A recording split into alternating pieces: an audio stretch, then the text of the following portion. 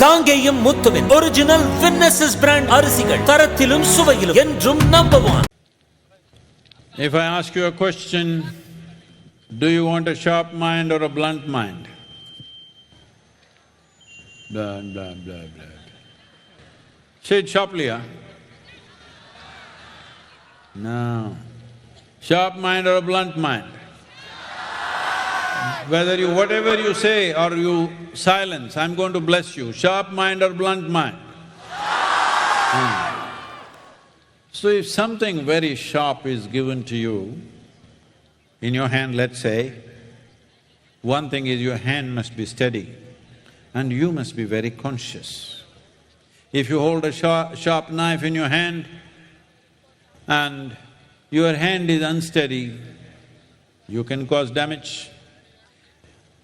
And if you're not conscious, if you become little… மகா சிவராத்திரியை முட்டி கோவை ஈஷா யோகா மையத்தில் பல்வேறு சிறப்பு நிகழ்ச்சிகள் நடைபெற்றுக் கொண்டிருக்கின்றன. ஆயிரக்கணக்கான மக்கள் அங்கு குழுமி இருக்கிறார்கள். தொடர்ச்சியாக அந்த நிகழ்ச்சிகளை நாம் பார்த்து வருகிறோம். கூடுதல் விவரங்களை வழங்குவதற்காக செய்தியாளர் சுதீஷ் இருக்கிறார். அவரிடமே நம்ம நேரடியாக கேட்கலாம். சுதீஷ், என்னென்ன நிகழ்ச்சிகள் எல்லாம் இரவு முழுவதும் நடைபெற இருக்கு? என்ன சிறப்பு வழிபாடுகள் அங்கு இருக்கு? விக்னேஷ், அதாவது கோவையில ஈஷா யோக மையத்துல ஆண்டுதோறும் பல்லாயிரக்கணக்கான மக்கள் ஒன்று கூடக்கூடிய அந்த சிவராத்திரி மாலை 6 மணி முதல் அடுத்த நாள் காலையில 6 மணி வரைக்குமே ரொம்ப உற்சாகமா அந்த விழாவை நடத்துவாங்க. இதுல இன்றைக்கு இந்திய துணை குடியரசுத் தலைவர் ஜெகதீப் தன்கர் கலந்திருக்கிறாரு. அதே போல தமிழக ஆளுநர் RN ரவி கலந்துட்டு அந்த நிகழ்ச்சியில அவங்க அந்த முதலாவதாக துவங்கக்கூடிய அந்த நிகழ்ச்சியில பங்கேற்றுவிட்டு உரையாற்றி சென்றுட்டு இருக்காங்க.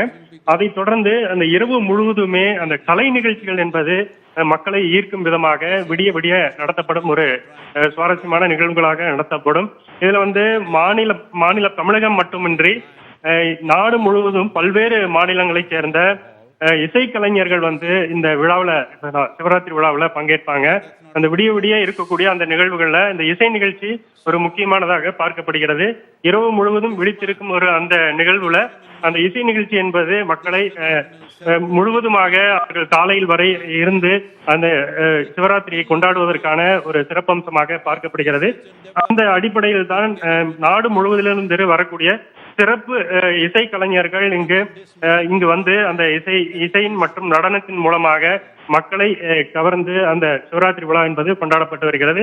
அதன் அடிப்படையில் இன்று 6 மணி முதல் தொடர்ச்சியாக இந்த சிவராத்திரி விழா என்பது கோவை வெள்ளிங்கிரி அருகே இருக்கக்கூடிய ஈஷா யோகா மையத்தின் இந்த ஆதியோகி சிலை முன்பாக தொடர்ந்து நடைபெற்றக்கூடிய ஒரு நிகழ்வாக இருக்கிறது.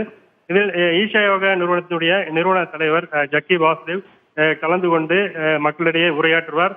அந்த இசை நிகழ்ச்சியிலும் பங்கேற்று மக்களிடையே தொடர்ச்சியான அந்த சிவராத்திரி விழாவில் பங்கேற்கக்கூடிய ஒரு நிகழ்வாக இருக்கிறது. விக்னேஷ், சுதீஷ், இப்போ ஈஷா யோகா நடந்துட்டு வரக்கூடிய அந்த நிகழ்ச்சியில என்னென்ன விஷயங்கள்லாம் இடம்பெற்றிருக்கு அப்படின்றதையும் குறிப்பிட்டிருந்தீங்க. குறிப்பா குடியரசு துணைத் தலைவரும் அதுல பங்கேற்றிருப்பதாகவும் குறிப்பிட்டிருக்கீங்க. நம்ம இப்ப காட்சிகளை பார்க்கிறோம், ஆயிரக்கணக்கான மக்கள் இருக்காங்க. அந்த கடைசியில இருக்கிறவங்களுக்கு கூட இவங்களுடைய அந்த சொல்லக்கூடிய அந்த அறிவுரைகளா இருக்கட்டும். ஏன்னா இப்போ மகா சிவராத்திரினாவே இரவு முழுவதும் கண் விழிக்கணும், கண் விழித்து இறைவனை பூஜை செய்யும் போது அவர்களுக்கு சகல பாக்கியங்களும் கிடைக்கும் அப்படின்றதுதான் நம்பிக்கையா இருக்கு. இப்போ கடைசியில இருக்கிறவங்களுக்கு கூட அது தெரிகிற அளவுக்கு பெரிய அளவுல LED திரைகள்லாம் அமைக்கப்பட்டிருக்கா? என்னென்ன வசதிகள் எல்லாம் அவங்களுக்கு செய்யப்பட்டிருக்கு?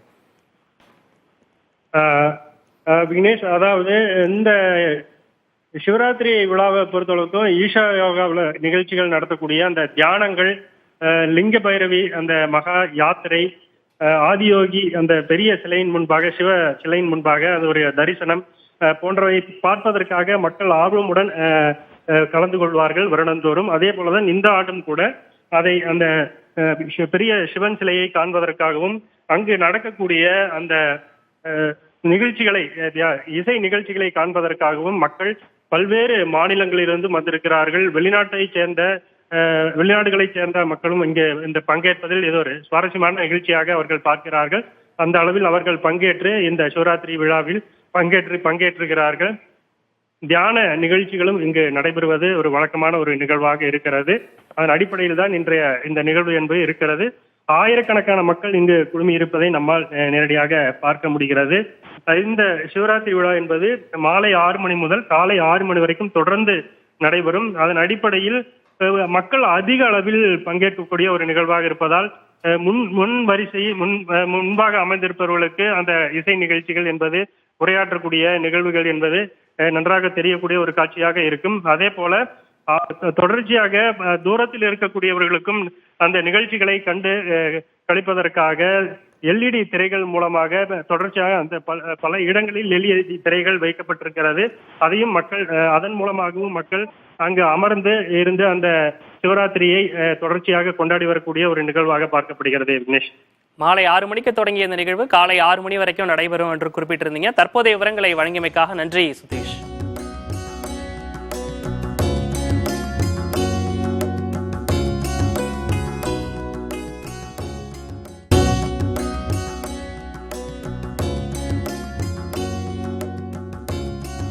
காங்கேயம் முத்துவின் ஒரிஜினல் வின்னசஸ் பிராண்ட் அரிசிகள், தரத்திலும் சுவையிலும் என்றும் நம்பர் 1.